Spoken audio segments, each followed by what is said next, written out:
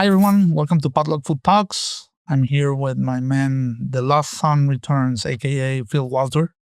I'm Eric, and we're going to talk about leadership in kitchens. It's something we know you have requested. And so, what's the deal with leadership? What do you have to say about it, Phil?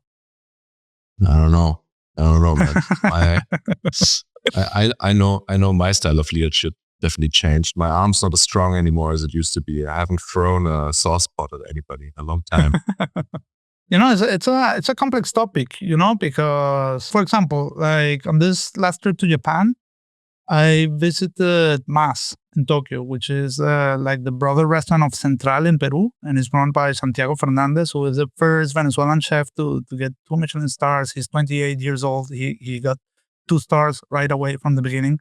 I was reluctant to go there because I wanted to go only to Japanese restaurants at the beginning, but then first of all, I already booked an interview with him, and then it was just because of the interview I should go to eat to the restaurant. And also, at the end of the day, it's a very territory-driven kind of cuisine. So, like, even if it's Peruvian, their focus, they work with Japanese products in a complete different way that no Japanese is working that way. So that's also like a very interesting approach. But in any case, going back to leadership, I saw him to be like a very down to earth guy, like very calm. Also, the way you would see him interacting inside of this restaurant where the kitchen is open, and you could listen to him communicating with the chefs, and also going into the kitchen and doing some things himself, and everything in a very calm tone, even that I would say if you wouldn't know, you wouldn't realize that he was the head chef of the whole operation.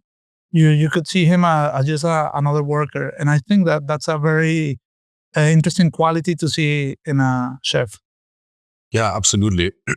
Absolutely. I mean, those qualities that you just described, I think they're super crucial. And they're probably some of the more difficult ones for young chefs becoming head chefs or leaders.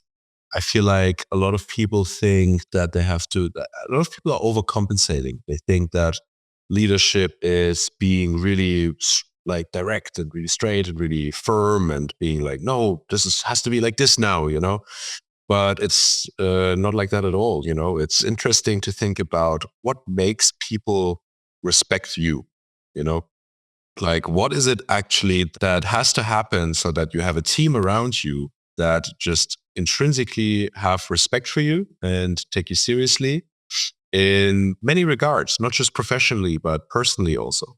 And what sort of environment are you creating, right?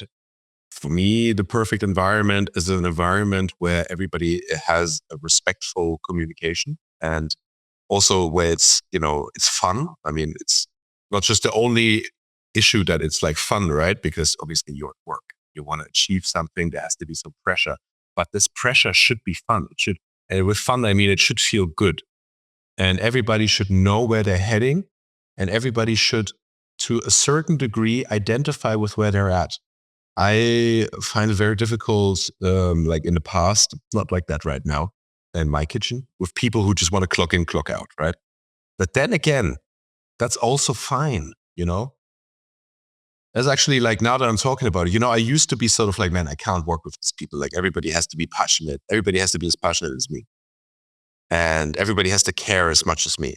That's But just not realistic. it's not realistic. It's never going to happen. And no, and it's I would say less and less as time goes. Like maybe 10, 20 years ago, that would be kind of realistic. But I would say nowadays it's impossible. Like nobody wants to be in a kitchen anymore. Yeah, but it's kind of cool to make an effort towards like changing that. And I really do feel like it's going to come back because, for example, for me, we've been able to do certain things that are really, really good, right? And I'm kind of like, well, how can we make cooking a more attractive profession? Because cooking is a really beautiful profession, right? Absolutely.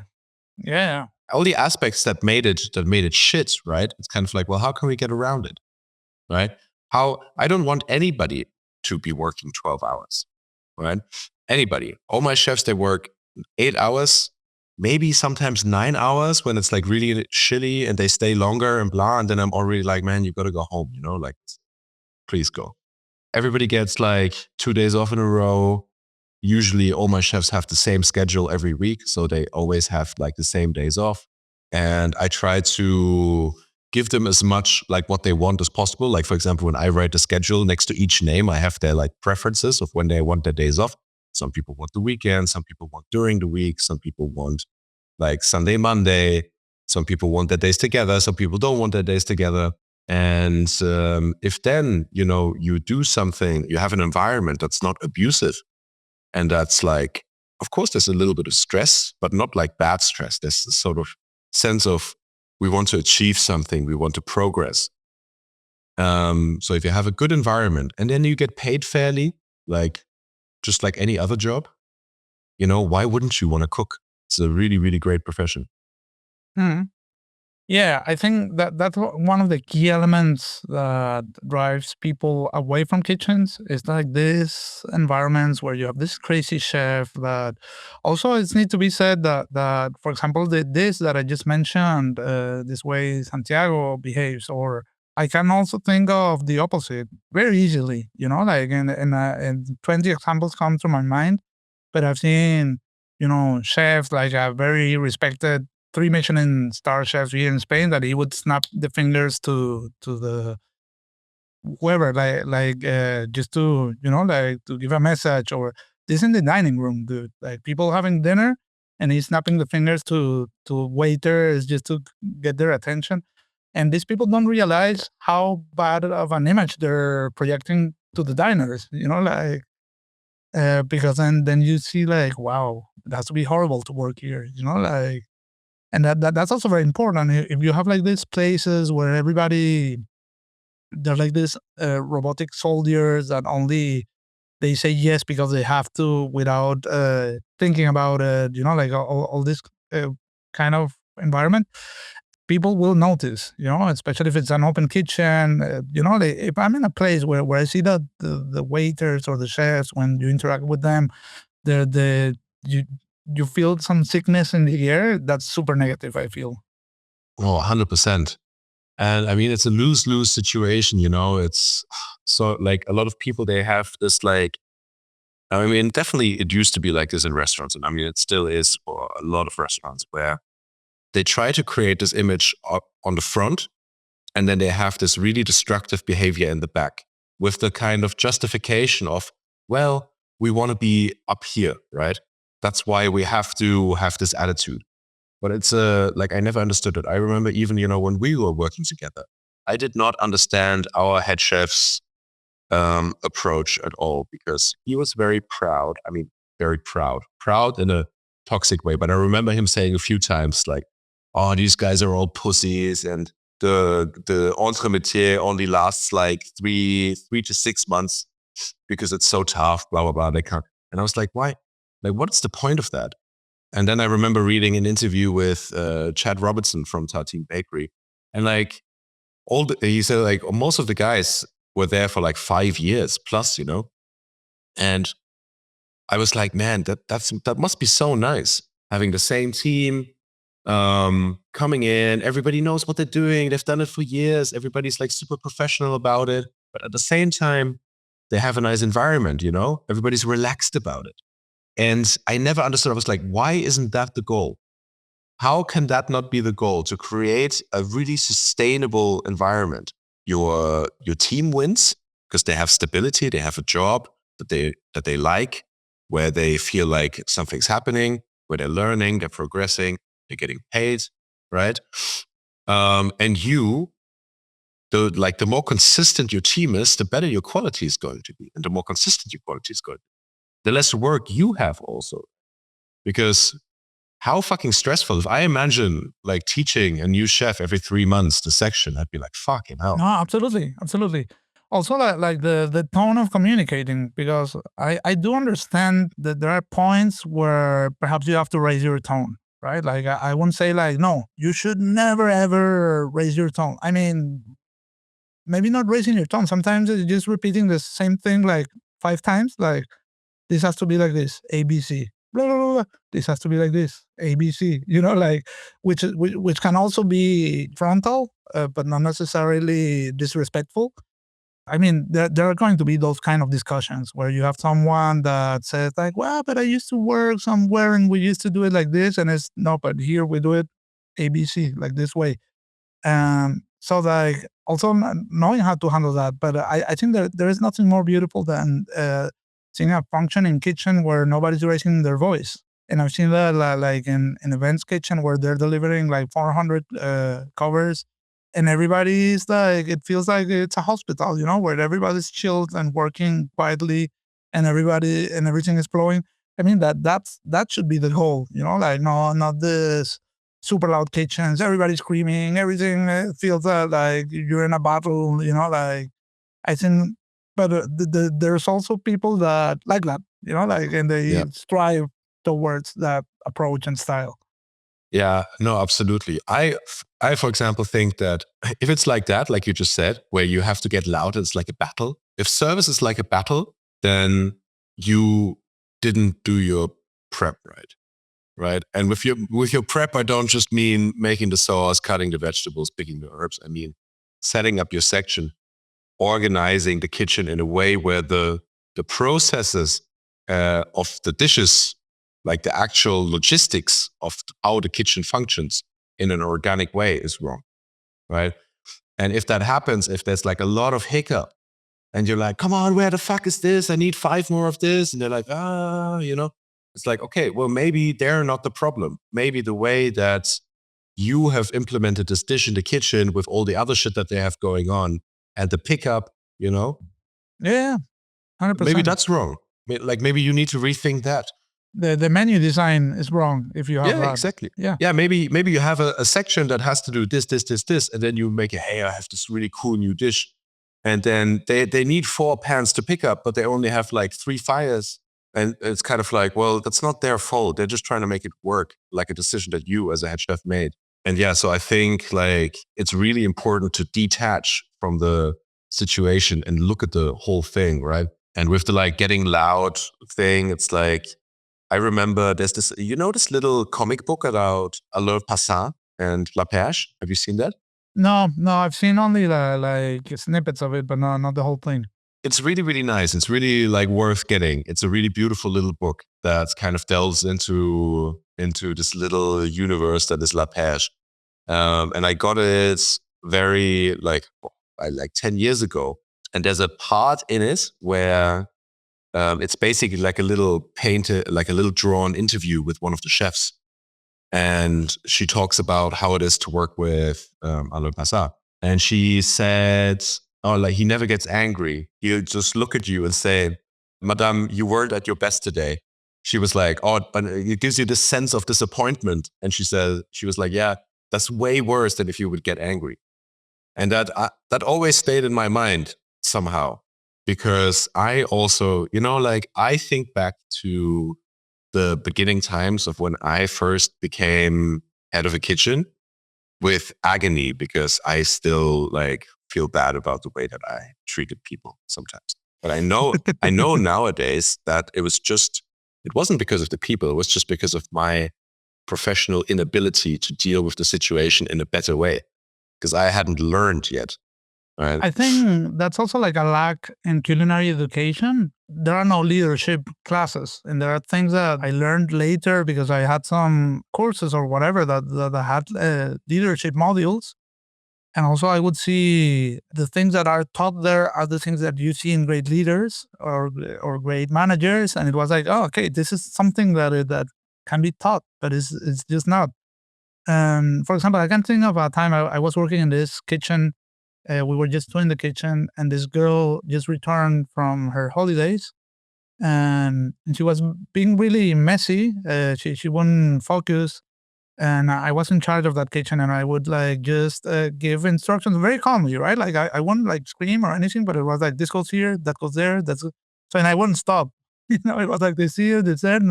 At some point, she broke and started crying. And and I was like, I thought about that for a long time, and I remember talking with someone about this, and they told me, yeah, you weren't You had zero empathy. That was the problem. And I think that that's really something that has to be personalized, customized towards each individual. It's not like a generic thing that you treat everybody equal. Like everybody's different. Everybody has its own natures. There's people Exactly. that you can talk like that, and that's it. There are people that you have to be softer. At the end of the day, is as you say, how can you treat them that they appreciate and respect you for the way you're treating them? And that's key for someone to stay long in a team. Yeah, 100%. 100%. It's like that. What you just said, like for me, I could only in the beginning accept what I knew and what I experienced and what worked for me also, which in the Michelin star world was do or die, right? Either you do or fuck off, or I kill you. And And if you ask like, why, it's because I say so. exactly. And if I say something, I just want to listen, hear we chef, and that's it, and nothing else. Like Yeah. And that's something that I still have sometimes problems with. If somebody, like if I say, hey, please do it like this, and they say, why? And sometimes there's situations where I'm like, man, I wish you would just do it and not ask me. But then you remember that you are there to explain. Like you are there to give them the information, right? And the fact that they come to you, they ask why is good. Obviously, when it gets to a point where it's just like, why? But like it's kind of like, maybe just do it and you'll find out, right? I remember like Dani Lassa in Mugaritz, or was it Llorenz? No, I think it was Llorenz actually, production. He was like, you can come to me as many times as you need and ask me the same question. You don't have to be scared of me at some point going, I explained it to you 20 times. I'll explain it to you 100 times if I have to. well, Joren's is actually an example of once I was working in the production section with him. I remember this guy came. It was a Norwegian guy, and he wouldn't speak Spanish. So, and Joren's his English back then was pretty bad.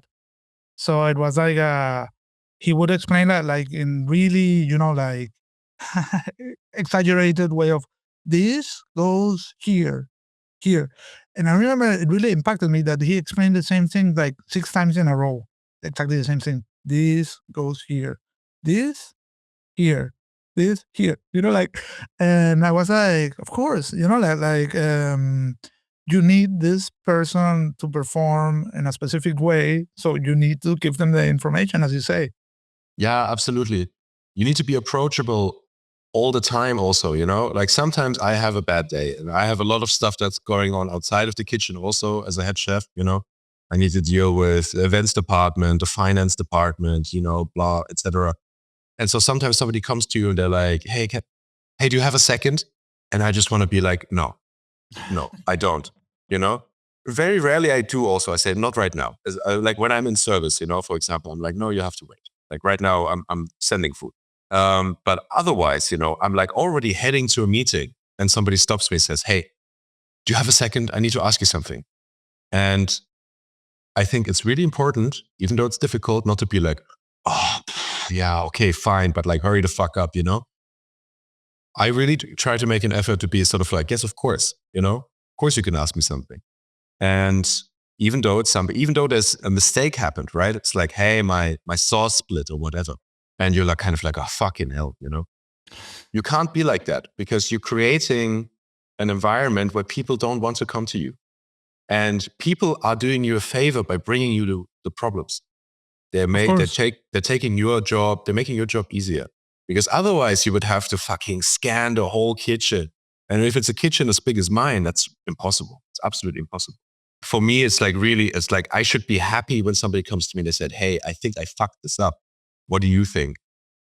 And like that's good. Yeah, because if they do so, yeah, exactly. You're giving them enough confidence to approach and say that. Because I mean, we've seen chefs where you would never go and tell them you fucked something up. You would find a way just to correct it To hide it. Yeah. with your resources.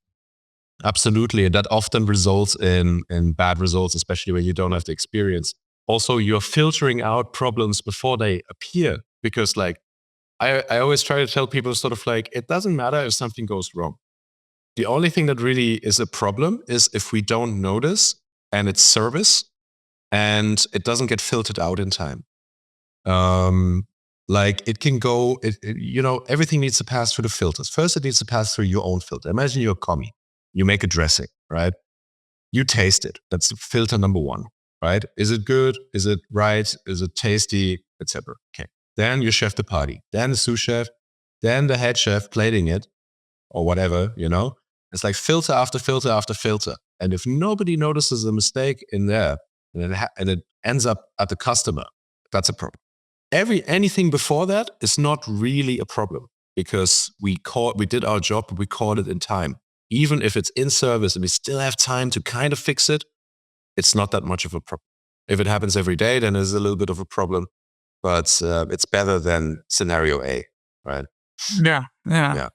And with like, I mentioned at the beginning, but one of the most like fascinating and interesting things for me is also kind of like, how do you get people to actually have like real respect for you? Like you mentioned earlier, it's kind of saying like, oh, like when you tell somebody, it's like, why should I do this? Like, oh, because I tell you so. I had a situation the other day where I saw a restaurant manager doing exactly that. Restaurant manager of like 40 years of age, right? So not a child. He did exactly that. It was kind of like, if I say something, I want you to do it and not question me. And it reminded me of one of my first sous chef jobs. And I was in London. I was like 22 and I had exactly the same situation. Like I had this really bratty French girl who like just never wanted to do anything. Every time you told her something, she'd like roll her eyes and be like, oh, fuck this guy, And I had come straight from Mugaritz and then Rio Gym, right? And I was there. And so I came to her and I was like, I asked her to help me with something because she had time. And she was like, why should I help you? And I was like, what the fuck are you talking about? Like, and she was like, I don't see the point why I should do the things that you say. And I was like, man, I'm the fucking sous chef here. Like, why you argue with me? And the head chef at the time, you heard that and he was like, what are you doing? And I did not understand it. I was like, man, I'm just asking her to help me with something. She has time. She has her mise en place done. But that's not the point, Like that wasn't the point. And it took me a while to get that because for me, I was like, right, Because to me, it made sense. I was like, I'm the sous chef. You should listen to me. For me, right now, like if you tell me that story the way you're telling it, something I wanted to mention earlier, precisely putting your rank on the table. Like I'm the head chef, or I'm the sous chef, or I'm the chef de partie, or whatever. I think that's a mistake. Yeah, 100%. Yeah, 100%. And it's never going to work. Nobody gives a shit about what it says on your contract. Nobody cares, really, at the end of the day. Like maybe in the beginning, but when shit gets real and when situations happen, nobody cares. Like it doesn't matter what it says on your paper. It matters what experience people have. And your rank can even be negative. Like, what do I mean? It's like if you're a sous chef, and I'm thinking, for example, of like Max. Remember Max from Margot? Oh, yeah. Yeah. Imagine that sort of attitude for a sous chef. Then you're kind of thinking, man, you're a sous chef. But yet, you come in late. You only ever fucking complain. You give the tasks that are uncomfortable to other people, right? You always talk in a tone of authority and power, even though you don't have it, but you fantasize about having it, and you express yourself that way. Yeah, horrible, very insecure. Yeah, horrible attitudes for sure. Yeah, absolutely. And then your rank in quotation marks, right, is something negative, right? Because it's much more negative if you act like that if you're a sous chef than if you're a demi chef, right? Better people are kind of like, well, whatever, fuck it. But the higher you rise, the more fragile it is. And that guy was, by the way, a demi chef, which is also funny. Was he? Yeah. I mean, nobody would get hired as sous chef there, like just from the get go. Yeah. Yeah, it's a really fickle sort of equilibrium, right? Of like being part of like the front line and like doing the dirty work, but at the same time, you can't just do dirty work because you have management shit to do. And you also have to give jobs away. That's your whole fucking job.